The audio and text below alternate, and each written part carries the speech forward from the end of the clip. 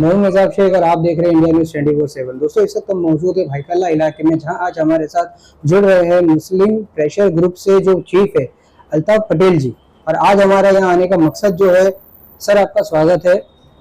जो वक्फ amendment bill 2024 जो लागू होने वाला है, वो काफी चर्चे में है, तो उस विषय में आप क्या कहना चाहोगे? देखिए, वक्फ अमेंडमेंट बिल जो सेंट्रल गवर्नमेंट ने लाई है जी, उसके अंदर बहुत सारी चीज़ें आई। लगातार लोगों ने उसका विरोध किया। पहले सेकुलर पार्टीज ने उसका विरोध किया, उसके बाद सेंट्रल गवर्नमेंट की जो कोalition पार्टीज है उन्होंने विरोध किया, उलमाए कराम ने विरोध किया। उसके बाद इसको इन्होंने जेसीबी में भेज दिया। पिछले कई सालों में फर्स्ट टाइम ऐसा हुआ है कि कोई बिल हमारा जेसीबी में गया है। जेसीबी में जाने के बाद उन्होंने ये कर दिया कि अब इसके अंदर ये लोगों से उसके ऊपर एतराज़ात या आप अपना जो राय है वो मंगाएंगे, और वो मंगा रहे हैं। उसके साथ उलमाए कराम से बातें करेंगे। लेकिन मसला ये है कि वक्फ बिल पे आप ये सारी चीज़ें करने की आपको ज़रूरत क्या है? उन्होंने उसमें जो सारी चीज़ें रखी है, 10 चीज़ें रखी है कि भाई हम ये करेंगे, ये करेंगे, ये करेंगे। आप किन किन चीज़ों को हटाओगे? आप किसी चीज़ को नहीं हटा सकते। फाइनली ये होगा कि 10 में से 5 चीज़ें हटा दी जाएगी और फिर 5 चीज़ों को वो लोग लेके वक्फ बिल को कंटिन्यू करेंगे। बट हमारा मानना यह है कि वक्फ की जो जगह है ये आज नहीं बरसों से मुसलमानों की वक्फ की हुई जगह है, मुसलमानों की खरीदी हुई जगह जो डोनेट करी थी वो जगह है। उन सारी चीज़ों से सरकार उसमें मुदाखलत ना करते हुए इस बिल को टोटली रिजेक्ट करें, बिल्कुल इसको कैंसिल करें, लाए ही ना। क्योंकि आप कितनी अमेंडमेंट लाओगे, उसमें कुछ नहीं होने वाला। ये तो मतलब एक बेवकूफ़ बनाने का तरीका है कि भाई ये आप उसमें आप अपनी राय दो। राय क्यों दे?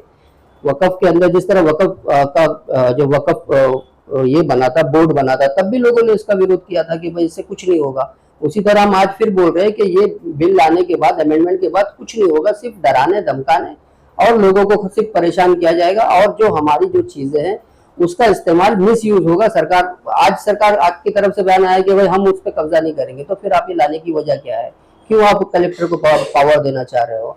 वक्फ के पास पावर है ही नहीं तो दोगे क्या? तो इन सारी चीजों को लेके सिर्फ एक भ्रम फैलाना है। इलेक्शन से पहले इस तरीके की हर बार चीजें आती है कि भाई कोई ना कोई एक ऐसा नया माहौल बनाया जाता है और हिंदू मुस्लिम वोट को डिवाइड करके फिर गवर्नमेंट में आने का हमेशा से ही तरीका रहा है। वक्फ को लेकर एक बात ये हमेशा चर्चा में रहती है, जो वक्फ प्रॉपर्टी है उसका कुछ लोग जो ट्रस्टी, मतलब देखा ये जाता है कि ट्रस्टी या गलत इस्तेमाल करके उसे बेचना और खरीदना करते हैं। तो उस मुद्दे पर क्या कहना चाहोगे? देखिए, कैसा है कि सबसे पहली बात यह है कि वक्फ का जो मसला है, वक्फ पहले चैरिटी कमीशन में हुआ करता था। चैरिटी कमीशन में जब तक वक्फ था, जब तक मामला बस ऐसे ही थे। उसके बाद वक्फ के बनने के बाद सबसे बड़ा मुद्दा ये रहा कि वक्फ का ऑफिस जो था औरंगाबाद में था। महाराष्ट्र की बात कर रहा हूँ मैं। अब वक्फ का ऑफिस महाराष्ट्र में होने की, औरंगाबाद में होने की वजह से आप बंबई से या मुख्तलिफ मुंबई के आसपास के इलाकों से वहां नहीं जा सकते थे। तो होता क्या है कि आप उठे औरंगाबाद जाओगे नहीं। इलेक्शन का कोई सिस्टम नहीं है। ज्यादातर ट्रस्टीज जो है वो सिलेक्टेड आते हैं, सिलेक्शन होता है। आज भी आप देखोगे बंबई और अतराफ और पूरे महाराष्ट्र की जो वक्फ की जगह है उनमें ट्रस्टीज नाम पे है कोई और वो ट्रस्टीज आज से जो 25-25 साल 100-100 साल पुराने ट्रस्टीज है उन्हीं के नाम पे चल रहा है। तो इलेक्शन का कोई मूवमेंट नहीं है, सिलेक्शन के मूवमेंट पे कोई भी बन जा रहा है। उसके बाद उस जगह पे अगर वक्फ बोर्ड बनाया गया तो उसने अब तक किया क्या, कितनी जगह पे किया? बीच में हमने देखा कि मोइन तहसीलदार उसके सीईओ बनाए गए थे, उन्होंने काफी अच्छा काम किया। बहुत सारी जगहों को उन्होंने रिकवर कराया, बहुत से अच्छे बातें लाई, बहुत सारी उसमें अमेंडमेंट करवा के कि भाई मस्जिद में किराया आना चाहिए, ये आना चाहिए, वो आना चाहिए। बट उसके बाद में फिर अभी नए सीईओ आने के बाद फिर मामला वही हो गया। मतलब आपको आपकी मस्जिद को मस्जिद है साबित करने के लिए भी अगर ट्रिब्यूनल में जाना पड़े या कोर्ट में जाना पड़े तो इससे ज्यादा कोई ये बात नहीं हो सकती। फिर उस बोर्ड का और इसका कोई हैसियत ही नहीं रह जाती कि मस्जिद को प्रेयर हॉल बता करके उसे कोर्ट में छोड़ दिया जाता है। वो मसला कैसा रहता है? देखिए, मस्जिद के ताल्लुक से ऐसा है कि आज़ादी से पहले जो मस्जिदें थी वो मस्जिदें एज अ मस्जिद चैरिटी कमीशन में रजिस्टर्ड थी। बट आज़ादी के बाद में कोई भी मस्जिद एज अ मस्जिद रजिस्टर्ड नहीं हुई है, सिवाय एक मिल्लत नगर की मस्जिद को छोड़ के। बाकी सारी मस्जिदों को एज अ प्रेयर हॉल बताया गया या मदरसा बताया गया या जमात खाना बता के इसी तरह रजिस्टर किया गया।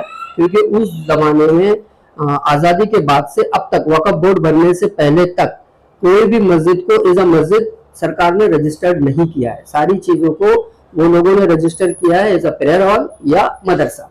तो उसके बाद ये सारे डिस्प्यूट हो रहे हैं जो आजकल हम देख रहे हैं कि मुख्तलिफ जगह पे वो डिस्प्यूट क्रिएट हो रहे हैं।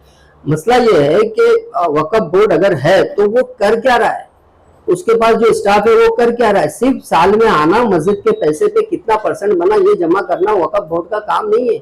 मस्जिदें मुंबई की हो चाहे महाराष्ट्र की हो, मुंबई की मस्जिदों में आपको आमद नहीं दिखती है, बट महाराष्ट्र के गाँव में आप चले जाओ, उन मस्जिदों को आमद नहीं है, उनका क्या करोगे आप। अब उन मस्जिदों के पास 50-50 एकड़ जगह है लेकिन यूज नहीं कर सकते, वक्फ बोर्ड का परमिशन चाहिए, तो वो बेचारे भीख मांग के चंदा करके मौलाना की पगार दे रहे। तो मसला ये है कि इसमें अमेंडमेंट से ज्यादा हमें as a Millat, as a कौम आपको आगे आना पड़ेगा, हमको आगे आना पड़ेगा, मिल्लत को आगे जाके मस्जिदों के लिए खुद काम करना पड़ेगा। आप देखो मस्जिदों के मामला में हर मस्जिद में एक ट्रस्टी एज अ गुंडा बैठा हुआ है, हर मस्जिद के अंदर एक ना एक ट्रस्टी ऐसा बैठा हुआ है जो अपनी दादागिरी चला रहा है। पूरे भारत के अंदर यही हो रहा है। तो अब सरकार को इसकी कुछ नहीं पड़ी है, बट सरकार को उन चीजों की पड़ी है कि मस्जिद की जगह का क्या होगा, केसेस कहाँ जाएंगे। मतलब अब भाई कौम जो के जो शरई लॉ है वो कलेक्टर क्या जानेगा, या दूसरे जिनको आप अधिनियम दे रहे हो कि भाई ये लोग अब उस पर ये करेंगे, वो लोग कैसे करेंगे। तो इसीलिए विरोध नहीं होना चाहिए। मुझे लगता है कि इसको टोटली मुस्लिम समाज को इस बिल के विरोध में जाना चाहिए। आप इसको कुछ ये देखें कि भाई ये हटाओ वो हटाओ, राय नहीं देना चाहिए, नहीं, पूर्णतः मुकम्मल तौर के ऊपर उस बिल को हटा के रिजेक्ट करना चाहिए।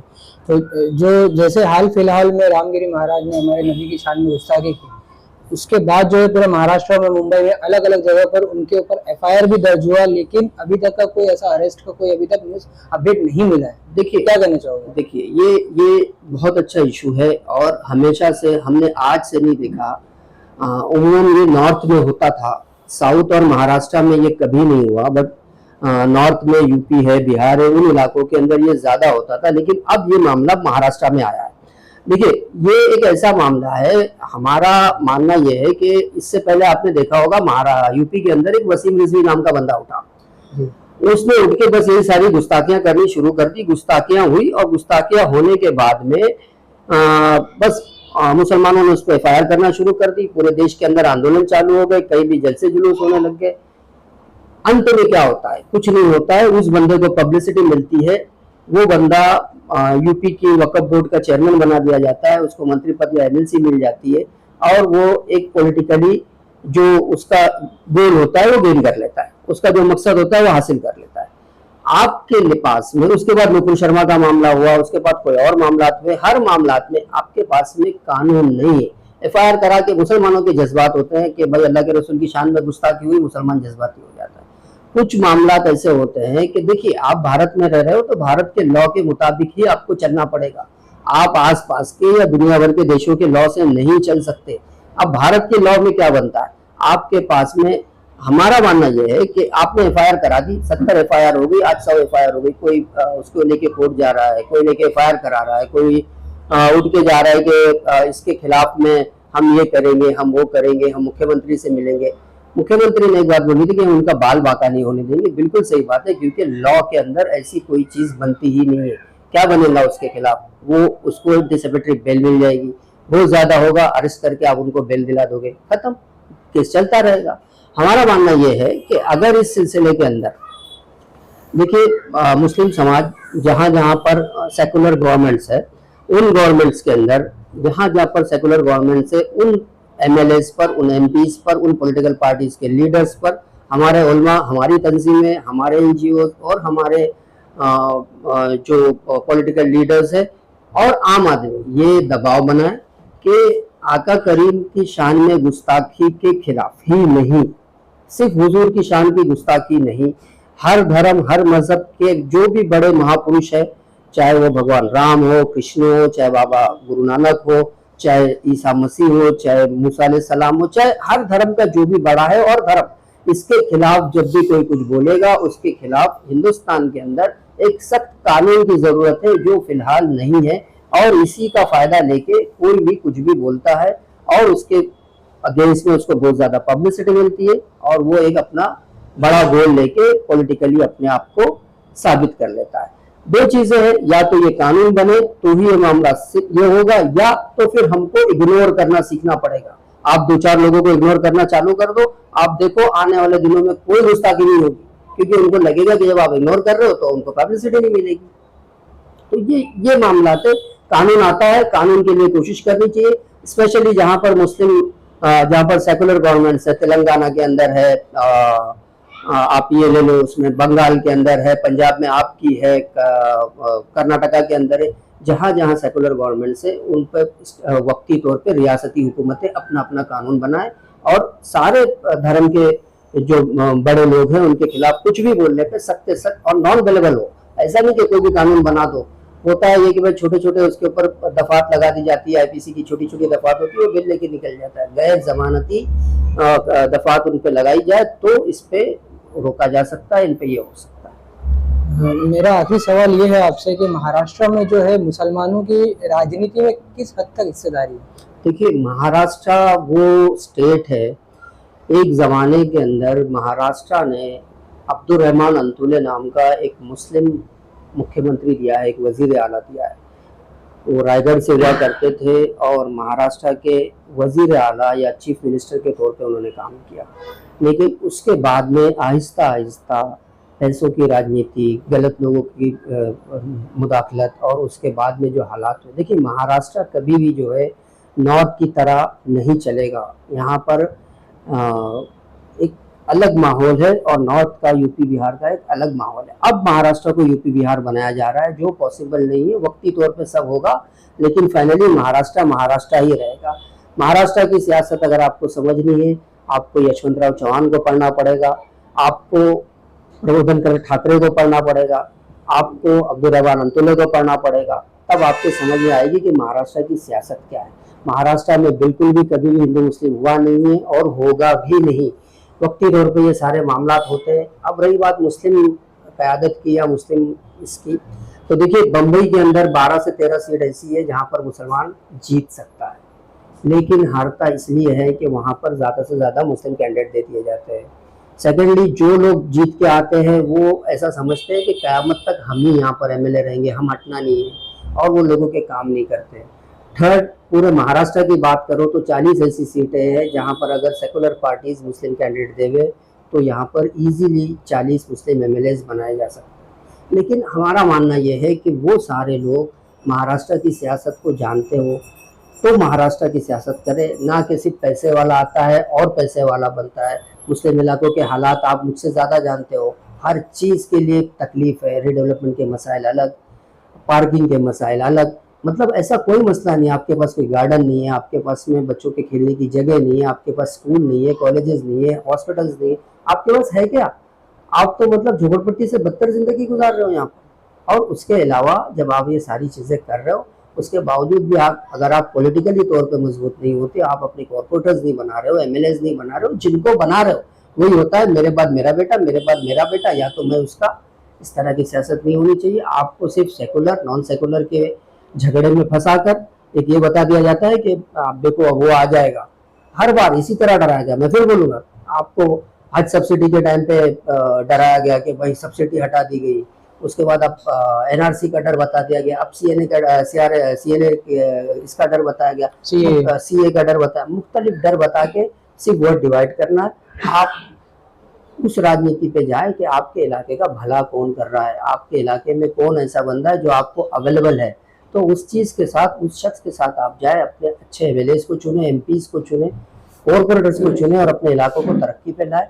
हम एक, जब हमने प्रेशर ग्रुप बनाया था जिसमें शोएब खतीब भी थे, तो हमारा मकसद सिंपल और सीधा साधा एक ही था कि हर पार्टी में मुसलमानों की क़यादत को बढ़ाना। हम मुसलमानों को वहाँ पर झंडे लेके कार्यकर्ता के रूप में नहीं देखना चाहते थे। और उसके बाद आपने देखा, जब हमने इसके ऊपर ये किया, हम नेशनल टीवीज़ पे बैठे, हमने नेशनल मीडिया को कवर किया, हमने अखबारात को ये किया, तो जब उसके बाद आप देखा अजीत दादा पवार ने मुसलमानों के हक में बयान दिया, मतलब फर्स्ट टाइम ऐसा हुआ कि कांग्रेस ने अपने सिलेक्शन कमेटी में 2 मुस्लिम्स को लिया, नहीं तो एक मुसलमान भी मुश्किल से आता था। तो मुसलमानों की क़यादत बढ़ाना है, लेकिन हम ये भी उम्मीद करते हैं कि अच्छे मुसलमान आ गया है, और मिल्लत से दरखास्त है कि अच्छे लोगों को लाए, अच्छे लोगों को आगे करे, जो दीन भी जानता हो, जो दुनिया भी जानता हो और महाराष्ट्र की सियासत को जानता हो तो लाए। ऐसा नहीं है कि सिर्फ एक पैसे वाले को लाओ, आप हमारे सर पर मुसल्लत करो, वो और पैसे वाला बनेगा और फिर और निकल जाएगा। आपके अपने इलाकों को अगर सुधारना है तो दीनदार लोगों को आगे लाना होगा, नहीं तो इस मिल्लत का कुछ नहीं होगा। देखा ये जाता है कि जब कोई अपने इलाके से इलेक्शन के वक्त कैंडिडेट बनता है, खड़ा होता है इलेक्शन लड़ने के लिए, तो आसपास के जो ऐसा कुछ लोग होते हैं जो एक हवा माहौल बना देते हैं कि ये बी टीम है, वोट काटने को खड़ा हुआ है। उस मुद्दे पर क्या कहना चाहोगे? पर्सनल इंडिविजुअल को, कोई पार्टी लेवल पे नहीं, पर्सनल इंडिविजुअल। होता क्या है, पर्सनली जब कोई बंदा खड़ा होता है जी, अगर जब किसी भी पार्टी का कोई एमएलए है या कॉरपोरेटर है, अगर उसके अगेंस्ट में कोई बंदा खड़ा रहता है तो उसकी दो वजह होती है। या तो उस बंदे ने काम नहीं किया होता, उस एमएलए ने अगर इलाके में काम नहीं किया है तो उसके खिलाफ आवाज उठेगी, लोग खड़े होंगे। अब उसका फायदा हो नुकसान हो ये कल की बात है। ये डेमोक्रेटिक देश है, इस देश में हर किसी को इलेक्शन लड़ाने का अधिकार है, इससे आप किसी को मना नहीं कर सकते। बी टीम ए टीम अगर इस तरह अगर आप बोलोगे, तो जब मन से लड़ी थी तो उस पर ये लगाया गया था कि वो बीजेपी को हराने के लिए खड़ी है या सेना को हराने के लिए। ऐसा नहीं, हर पॉलिटिकल पार्टी हर बंदे का ये होता है। लेकिन अगर किसी बंदे के खिलाफ अगर आवाज उठ रही है, अगर उसके खिलाफ लोग विरोध कर रहे हैं, अगर उसके खिलाफ लोग खड़े होने की बात कर रहे हैं, तो जाहिर सी बात है अगर उसने काम किया है तो आप उसको वोट दो, और अगर उसने काम नहीं किया है तो उसके अगेंस्ट में डेफिनेटली वोट गिरेगा। अब वो जीते हारे वो कल की बात है। बहुत बहुत शुक्रिया हमसे बात करने के लिए और अपना कीमती वक्त देने के लिए।